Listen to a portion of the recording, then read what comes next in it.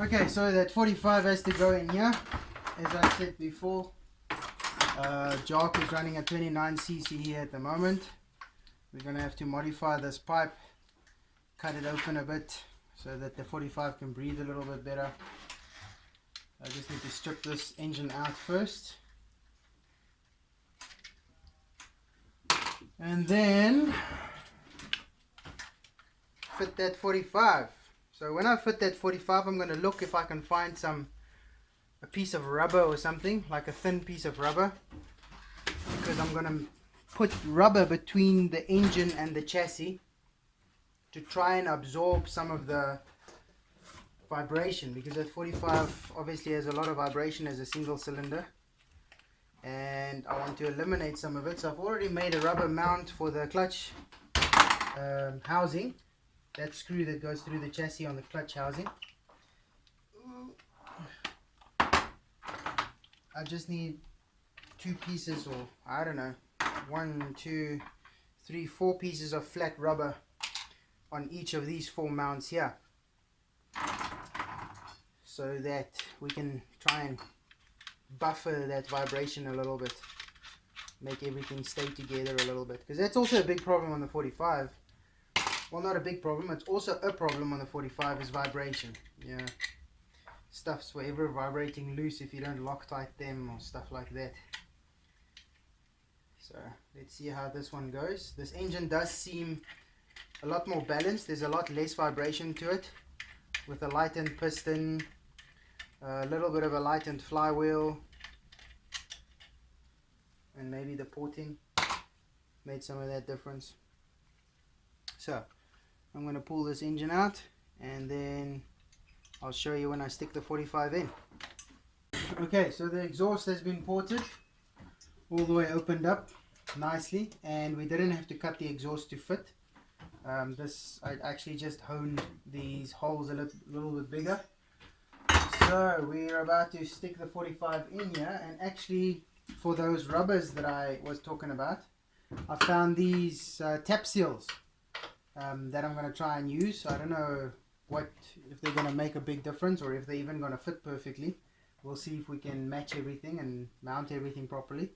I'm going to try and use that and see how it goes. Hopefully we can run this thing today. Been quite busy with other orders.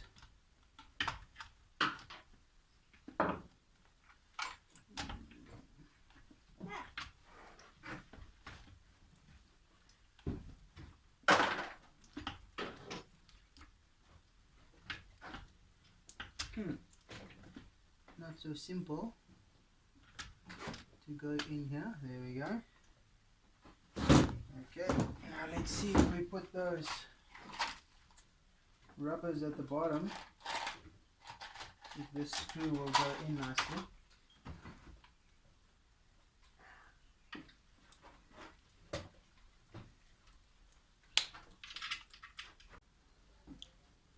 Alright, so as you can see, 45 is in there. I just put it together ready for testing without the roll cage. We're just going to test it first, so that we don't have to strip off everything if anything is wrong. We've got 1955 gears in here, high flow air filter. So I'm going to stick some on-road tires on here. As you can see, the car is very clean, so we don't want to drive it in the dirt and dust. It's currently just getting into spring, so everything is dry and full of dry grass and stuff here. So we're going to drive it in the street to keep it clean. I'm going to stick some on-road tires and see how it goes. Right, let's fire it up.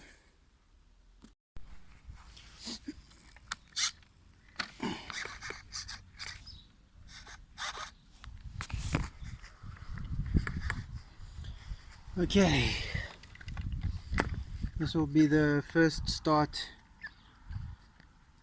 with the engine in the car. First start with the Dominator. This will also be the first Badger that we fit the 45 on with the Dominator. Let's see how it handles the Dominator.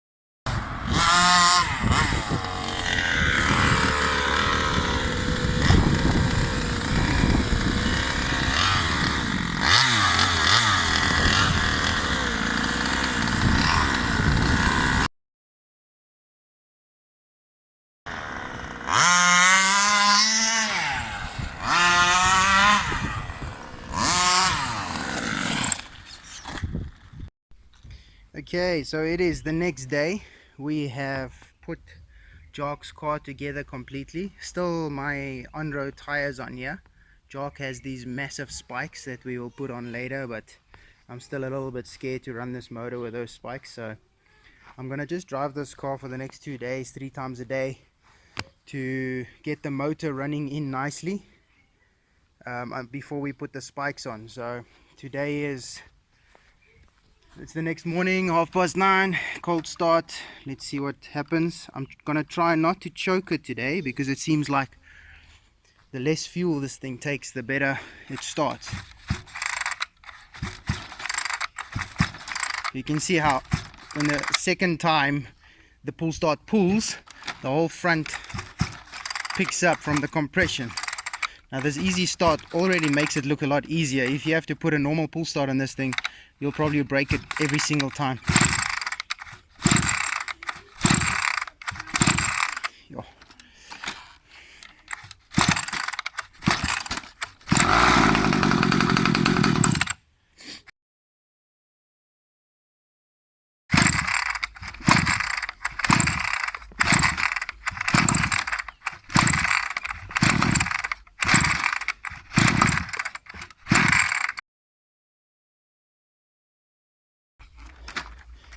It might have killed the spark plug as well, because I know high compression motors, they chow spark plugs.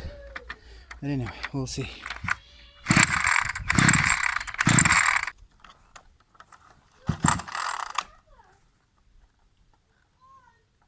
There's still fuel.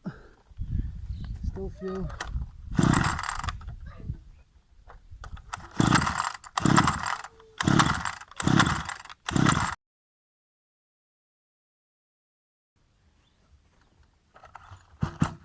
Okay, so I turned the idling screw in all the way, opened up the low end a little bit.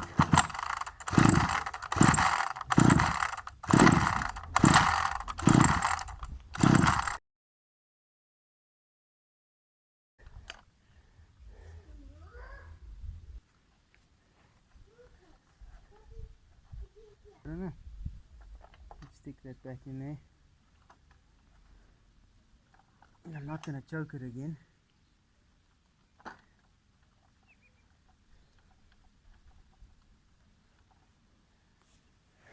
Let's see what happens. Yep.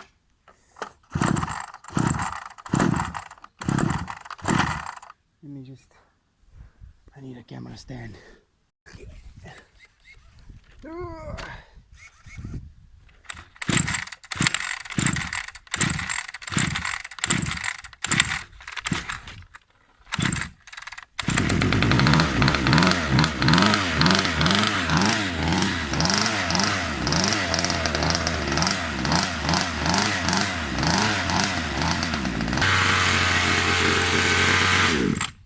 Okay, I'm just going to fill the tank, because with the heavy vibration it is possible that it's sucking bubbles.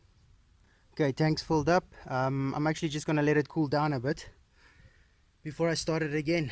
Let me get to some other stuff, and then once it's cooled down, we'll try again.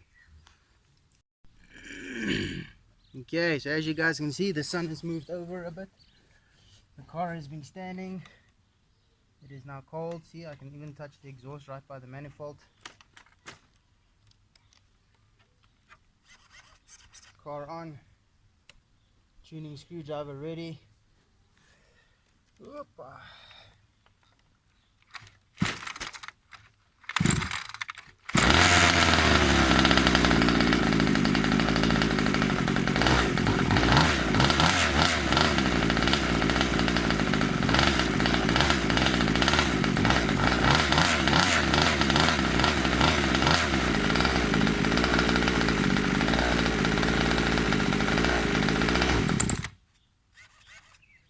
Okay, so as soon as I gave it gas, it died.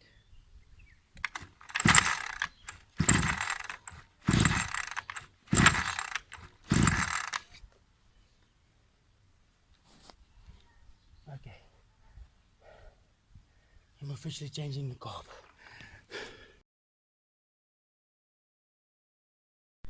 Alright guys, found the problem.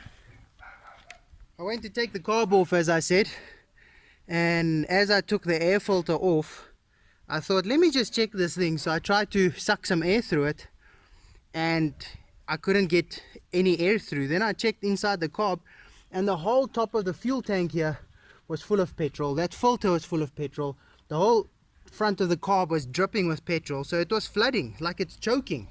So I checked the air filter, yeah, it's not breathing. I take the air filter, once the air filter was off inside the workshop, I pull this thing once, starts. So what I did here now, because it's got a quick release and I don't have a quick release testing filter, I took a standard filter, wrapped it in our Easy Trade pre-filter sock, and then I just cable tied it behind the easy mount, the alloy mount. So there's a dual stage filter in there now, standard like the Badgers, holding it in place there, so it's 100% protected. And check this out. The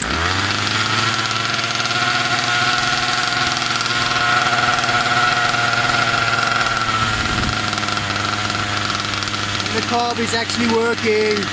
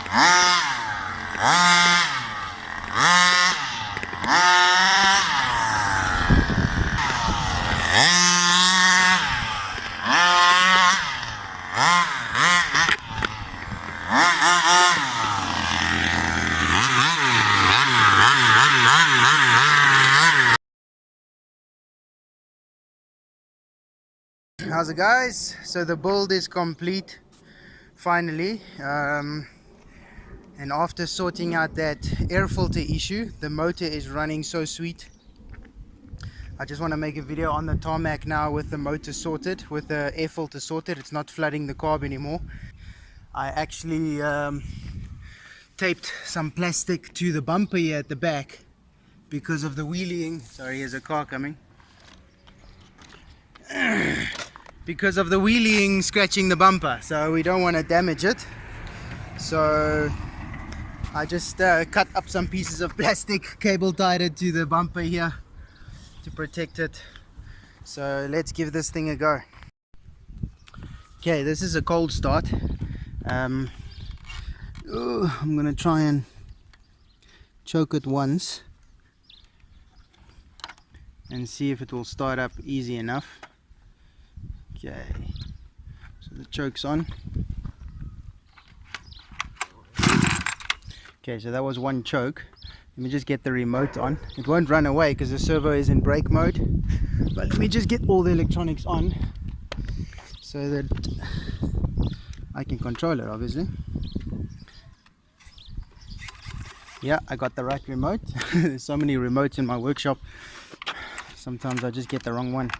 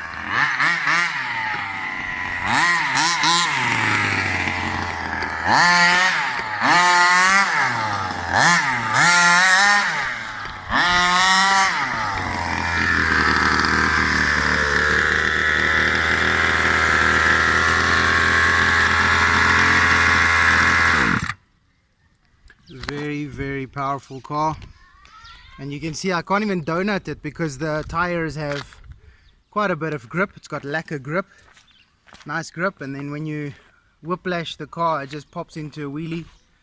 I think with the spike tires, I'll take a short video of the spike tires just now that Jock actually runs on it. But I think with that spike tires he's going to be popping wheelies often.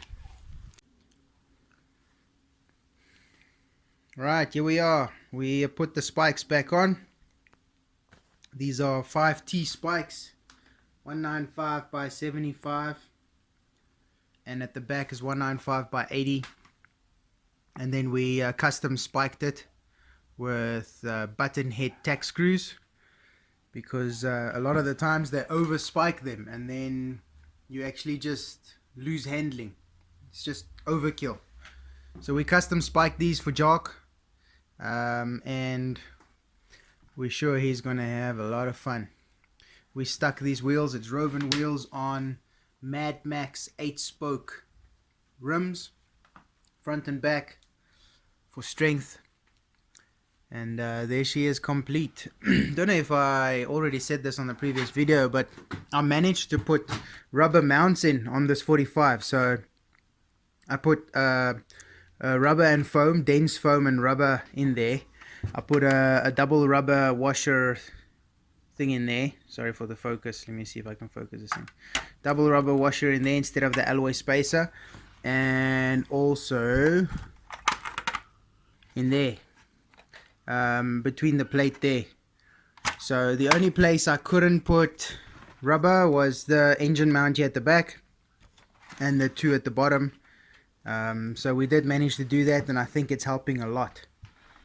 I think it's really taking away that vibration from the 45. And then the last upgrade we put on last night was these alloy supports, and we also put a anti-leak fuel line system in here.